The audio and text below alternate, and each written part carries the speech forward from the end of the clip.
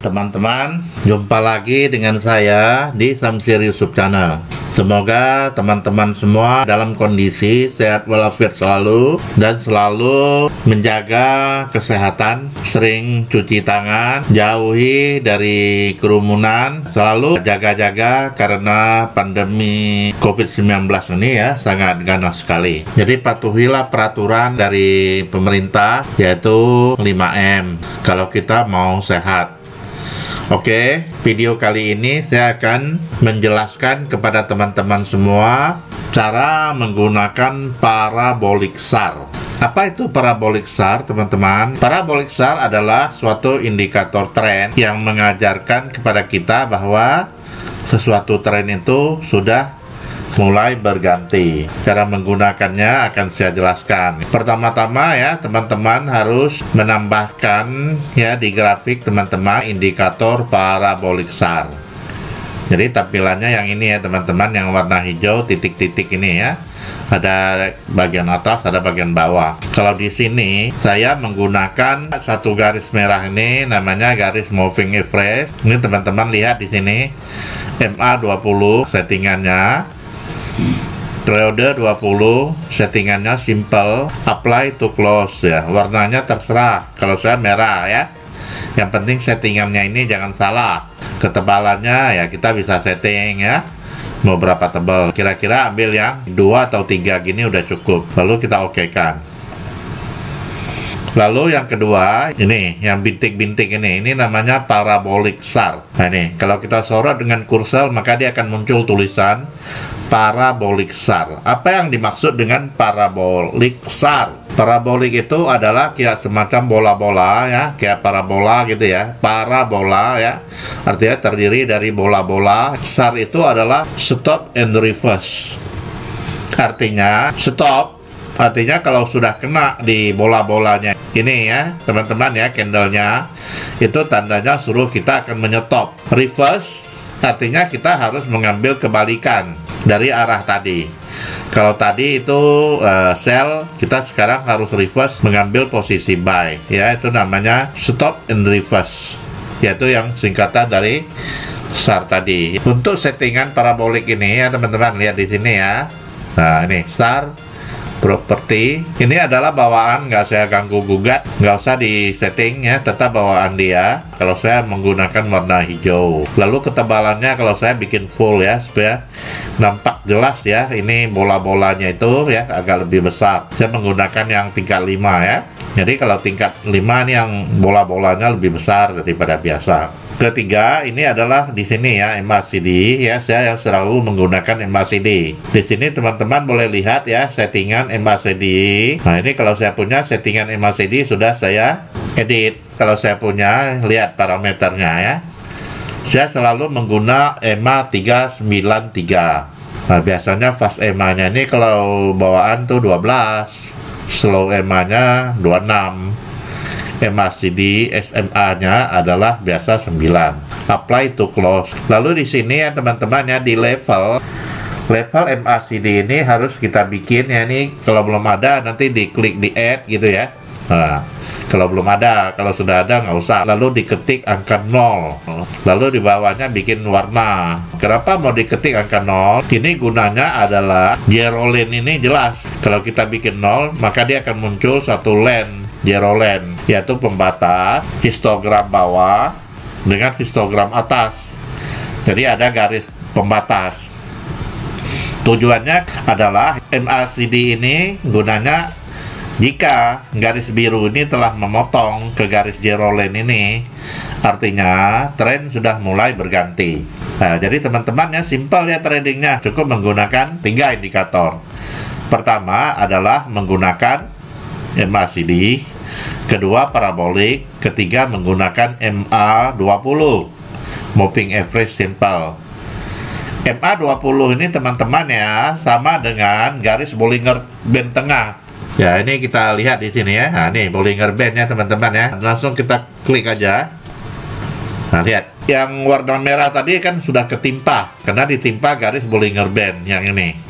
Nah, jadi teman-teman kalau suka pakai Bollinger Band nggak apa-apa, pakai aja. Ini kan kalau Bollinger Band ini kan ada 3 garis nih, ada atas, upper band, yang di tengah ini nama middle band, yang di bawah ini lower band.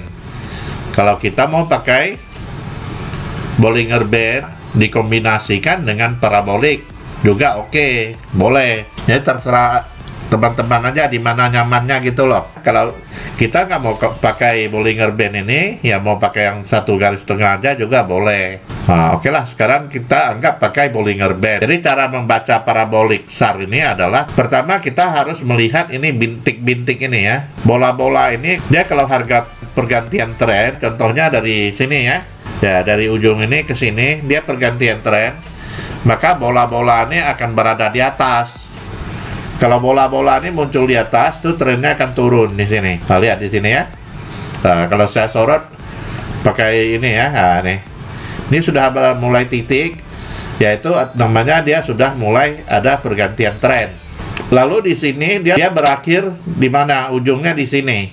Jadi kalau di sini dia memulai untuk menekan ya ke bawah ya. Ini adalah garis kuat dia di sini ya. Lalu resistennya di mana? Resisten ini adalah parabolik yang terakhir ini. Kita jadikan resisten. Jadi sewaktu bola-bola ini muncul ya, kita juga harus padukan dengan MACD. Lihat, sewaktu bola pertama ini muncul, kita lihat ya di garis MACD. MACD juga garis birunya telah memotong ke bawah. Nah, di sini sudah valid, kita sudah bisa entry-nya sell. Kalau kita mulai dari sini entry-nya sell, ya ini kan di sini. Ya, kita anggap dapat harga di ujung gitu, lumayan juga. Ini dapat berapa pip? 92 pip gitu.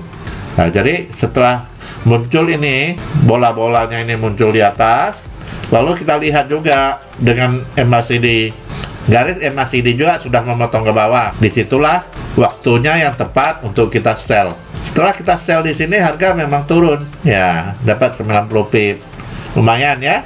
Karena ya kita lihat ini ujung dari parabolik ini ya. Ini yang di bawah ini supportnya. Karena ini support ya telah dijebol. Karena support kalau sudah dijebol, maka harga akan turun. Kalau resisten, ini kita anggap resisten yang bagian atas. Kalau bagian atas ini resisten sudah ditembus, maka dia akan naik. Jadi kita lihat di bagian ini ya. Ya lumayan ya akuratnya. Tidak ada indikator itu yang 100% akurasinya tuh nggak ada. Pasti kadang-kadang akan error gitu ya, akan salah. Cuma itu dia, kalau kita punya MM bagus, rasio lot kita dengan modal bagus, ya kalau ada salah juga tidak membahayakan equity kita. Nah, saya ambil contoh ini tadi untuk sell. Nah, ini ada satu lagi ya.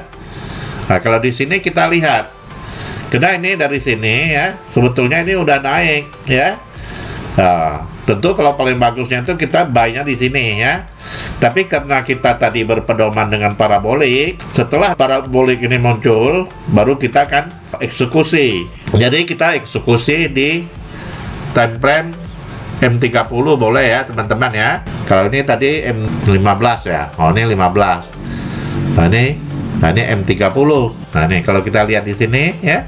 Setelah muncul parabolik ini, lalu kita lihat ini MACD-nya juga ikut motong. Nah ini sudah pas ini kita sell ya. Banyak nih dapatnya teman-teman sampai sini. Inilah yang namanya menggunakan parabolik. Lalu di sini kita lihat lagi. Tadi di time frame 15 juga boleh, di 30 juga oke ya. Kita lihat satu lagi untuk kita entry point di sini. Ya di sini ya teman-teman ya.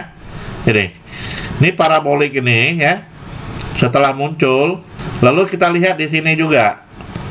MACD juga telah motong ke atas. Dan candlestick ini telah memotong paraboliknya. Ya langsung naik kan. Ini lumayan banyak nih teman-teman kalau dari sini dapatnya ya. Wah nih. Wah ini banyak nih teman-teman. 179 pip loh. Ya, hampir 180 pip. Ya, ini menggunakan teknik sederhana sekali ya teman-teman. Kombinasi dengan Bollinger Band dan parabolik SAR.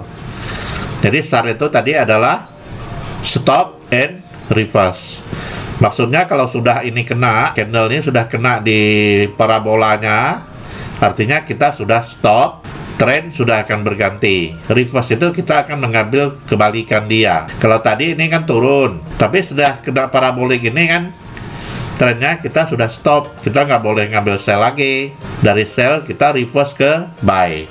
Cukup sederhana ya teman-teman. Ya tentu saja namanya indikator, tidak ada 100% yang akurasi. Kita tetap harus menjaga sesuai dengan equity kita, dan rasio lot kita harus sering kita jaga.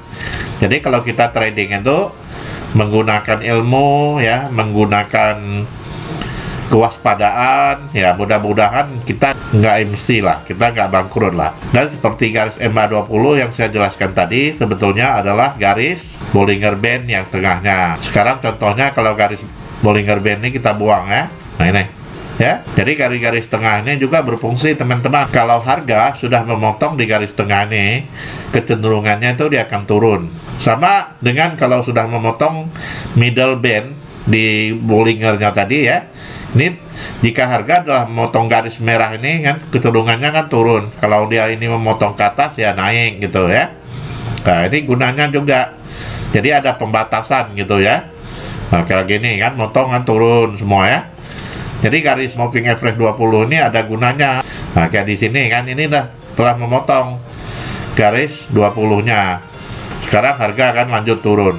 Begitu juga kalau mau naik, ya dia akan memotong garis tengah ini dulu, baru dia naik. Bagaimana kalau candle ini, teman-teman?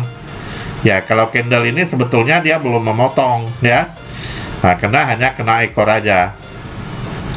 Ya, yang dikatakan memotong kayak begini. Nah, ini memotong nih. Bodinya ya, badan candle ini udah memotong.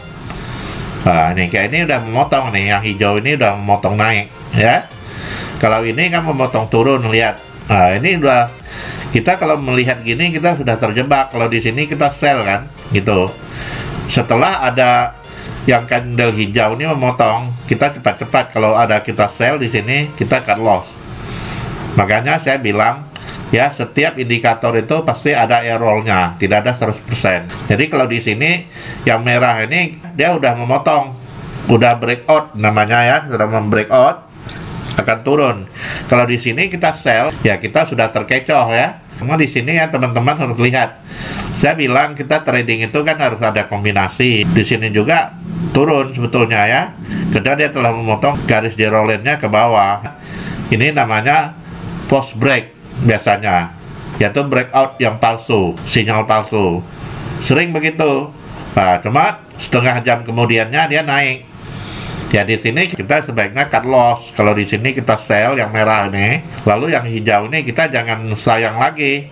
Ya di sini rugi, ya kita ambil untungnya di sini. Jadi trading itu begitu teman-teman ya. Kalau sudah kita lihat begini, ya memang kadang sekali-sekali kita pasti kena terkecoh gitu. Nah itu namanya post break, adalah sinyal palsu. Kalau kita lihat kadang ya ini udah turun ini ya, udah memotong ini ya. Nah gitu kan. Padahal setengah jam kemudian ya arahnya berbalik lagi. Ya dengan demikian ya teman-teman ya, kita harus bijak, kita jangan melawan tren. Nah sebaiknya kita cut loss, kan rugi nggak banyak ya, paling ya dari sini kalau rugi ke sini ya paling-paling 50 pip lah gitu ya. Ya 42 pip. Udah kita relakan aja. Kita di sini rugi 42 pip, tapi kita ngambil di sininya ya ratusan pip. Mungkin cukup sekian ya teman-teman video saya kali ini. Semoga bermanfaat bagi kita semua, dan boleh di-share kepada teman-teman newbie yang membutuhkannya. Cukup sekian dan terima kasih.